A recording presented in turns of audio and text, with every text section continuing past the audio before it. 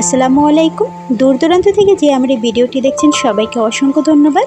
আমি ফারহানা ইসলাম, মুনতাহার রান্নাঘরে সবাইকে স্বাগতম। আজকে আমি আপনাদেরকে মাত্র 10 মিনিটে তৈরি করে দেখাবো মিষ্টি দই। হ্যাঁ বন্ধুরা, শুনে অবাক লাগছে? ঘন্টার পর ঘন্টা অপেক্ষা করার ঝামেলা ছাড়াই মাত্র 10 মিনিটে আজকে স্টিলের বাটিতে আপনাদেরকে মিষ্টি দই তৈরি করে দেখাবো। তাই ভিডিওটি স্কিপ না করে শেষ পর্যন্ত দেখার জন্য অনুরোধ রইল। আর আপনারা যদি আমার চ্যানেলে নতুন হয়ে থাকেন, আমার চ্যানেলকে লাইক এবং সাবস্ক্রাইব করতে ভুলবেন না। মিষ্টি দই তৈরি করার জন্য প্রথমে এখানে আমি একটি বাটির মধ্যে কিছুটা পরিমাণ গরম পানি নিয়ে নিয়েছি। এখানে অবশ্যই গরম পানি ব্যবহার করতে হবে, ঠান্ডা পানি দিলে হবে না। এবার এইখানে আমি দিয়ে দিচ্ছি 20 গ্রাম পরিমাণ গুঁড়ো দুধ। এই গুঁড়ো দুধটা আমি গরম পানির সাথে প্রথমে খুব ভালো করে মিশিয়ে নেব। ঠান্ডা পানিতে মিশালে কিন্তু দলা পেকে যাবে। এবার এখানে 250 গ্রাম আমি লিকুইড দুধ দিয়ে দেব। দুধের সাথে এই পাউডার মিল্কটাকে খুব ভালো করে মিক্স করে নেব। আমরা প্রথমে যদি এই দুধের সাথে পাউডার মিল্কটা মিক্স করতে যেতাম তাহলে দলা পাকিয়ে যেত। তাই প্রথমে অবশ্যই চেষ্টা করবেন একটু গরম পানির মধ্যে দুধটাকে ভালো করে গুলিয়ে নিতে। তো এটা একপাশে রেখে দিচ্ছি। অন্যদিকে একটি কড়াইয়ের মধ্যে আমি কিছুটা পরিমাণ চিনি দিয়ে দিলাম। চিনিটা দেওয়ার পরে আমি চুলার আঁচটি মিডিয়াম টু লোতে করে দেব। কিছুক্ষণ পরে দেখবেন চিনিটা এরকম গলতে শুরু করেছে। এখানে আমি ক্যারামেল তৈরি করব। আপনারা কিন্তু চিনির মধ্যে অনেকে পানি দিয়ে ফেলেন, এটা কখনোই করতে যাবেন না। চিনির মধ্যে পানি দিলে দেখবেন আপনাদের এই ক্যারামেলটা হতে অনেকটা সময় লেগে যাচ্ছে আর খুব ভালো কালার আসে না। তো কিছুক্ষণ এইভাবে রেখে দিলে দেখবেন চিনি একা একাই গলতে শুরু করে দেবে। তো আপনারা একটু বারবার নেড়ে চেড়ে দেবেন যাতে করে এটা পুড়ে না যায়। তো প্রথমে এরকম হালকা সোনালি, তারপরে দেখবেন সুন্দর একটা ব্রাউন কালার চলে এসেছে। ব্রাউন কালার আসার পরে যেই পরিমাণ আমি লিকুইড দুধ নিয়েছি তার অর্ধেকটা পরিমাণ এখানে আমি পানি এই ক্যারামেলের ভিতরে অ্যাড করে দেব। যেই পাত্রটা মেপে আপনারা দুধ নেবেন ওই পাত্রের অর্ধেকটা পরিমাণ পানি আপনারা এই ক্যারামেলের ভিতরে অ্যাড করে দেবেন।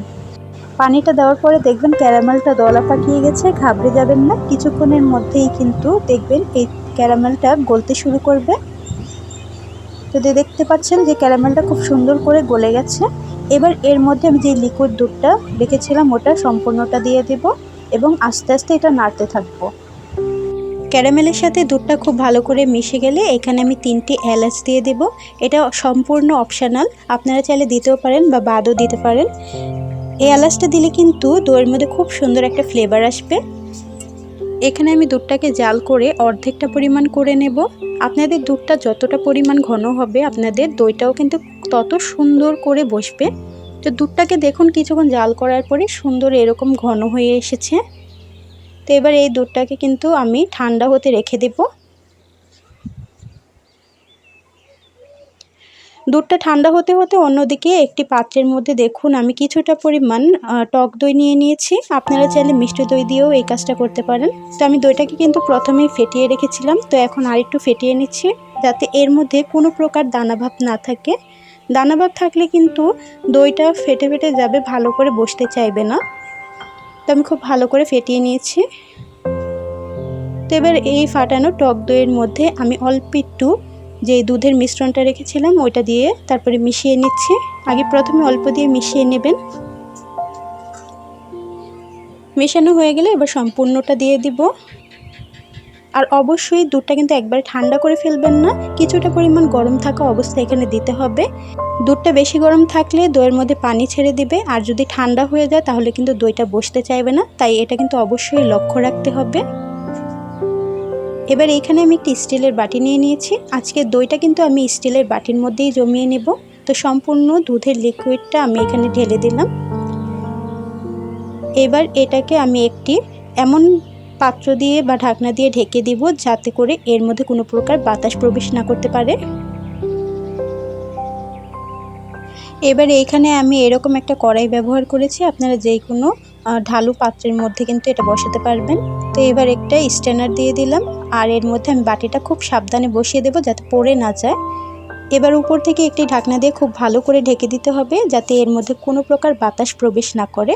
এবার 10 মিনিটের জন্য আমি এটি মিডিয়াম টু লো আছে স্টিম করে নেব। 5 মিনিট পরে আপনাদেরকে একটু দেখিয়ে দিচ্ছি যে আমার দইটা কেমন বসছে। তো ঢাকনাটা একটু সাবধানে উঠাবো যেহেতু গরম আছে। তো দেখুন আমার দইটা কিন্তু বসা শুরু করে দিয়েছে।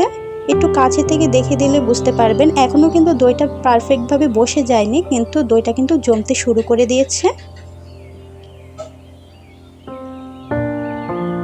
এবার এই দইটাকে আমি আরও 5 থেকে 6 মিনিট পর্যন্ত স্টিম করে নেব।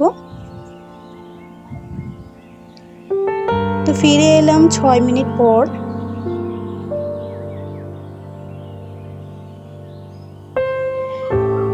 এবার দেখুন আমার দইটা কিন্তু একদম সম্পূর্ণভাবে বসে গেছে। আবার একটু কাছ থেকে দেখাচ্ছি, একটু যদি ভালো করে লক্ষ্য করেন দেখতে পাবেন আমার দইটা কিন্তু সম্পূর্ণ বসে গেছে আর এর মধ্যে কোনো পানিও কিন্তু ছাড়েনি। এবার চুলাটা আমি বন্ধ করে এই দইটা পাত্রের মধ্যেই ঠান্ডা হতে রেখে দেব। তো দইটা কিন্তু আমি ঠান্ডা করে ফেলেছি, ঢাকনাটা সরিয়ে দেখিয়ে দিচ্ছি। দেখতেই পাচ্ছেন খুব সুন্দরভাবে কিন্তু দইটা বসে গেছে। আপনারা চাইলে কিন্তু এই পর্যায়ে দইটা খেতে পারেন, তবে দই সবসময় ঠান্ডা করে খেলে কিন্তু বেশি ভালো লাগে। তো আমি এই দইটাকে এখন খাবো না, 2 ঘন্টা ফ্রিজে রেখে দেওয়ার পরে তারপরে এটা বের করে আপনাদের দেখাচ্ছি যে কতটা সুন্দরভাবে দইটা জমেছে। তো 2 ঘন্টা পরে আমি ফিরে আসছি। ফিরে এলাম 2 ঘন্টা পর। দেখুন আমার দইটা সুন্দর জমে গেছে, একদম দোকানের দইয়ের মতো। কালারটাও দেখতে পাচ্ছেন কতটা সুন্দর এসেছে। তো আমার এই পদ্ধতিতে কিন্তু আপনারা ঘন্টার পর ঘন্টা অপেক্ষা না করে 10 মিনিটেই দই তৈরি করে নিতে পারবেন। তো একটু দই তুলে আপনাদের দেখিয়ে দিচ্ছি যে কতটা সুন্দরভাবে দইটা বসেছে। একদম দোকানের মতো কিন্তু দই হয়েছে, দেখতেই পাচ্ছেন পারফেক্টভাবে তৈরি হয়েছে। আপনারাও কিন্তু চাইলে এই পদ্ধতিতে দই তৈরি করতে পারেন। আমার এই দইয়ের রেসিপিটি আপনাদের কাছে কেমন লেগেছে কমেন্ট করে জানাতে ভুলবেন না। আর আমার ভিডিওটি ভালো লাগলে অবশ্যই আমার চ্যানেলকে লাইক এবং সাবস্ক্রাইব করে দিবেন, যাতে করে এরকম ভালো ভালো ভিডিও আপনাদের কাছে সবার আগে পৌঁছে যায়। আজ এই পর্যন্তই, দেখা হবে অন্য কোনো ভিডিও নিয়ে। ততক্ষণ সবাই ভালো থাকবেন, সুস্থ থাকবেন। আল্লাহ হাফেজ।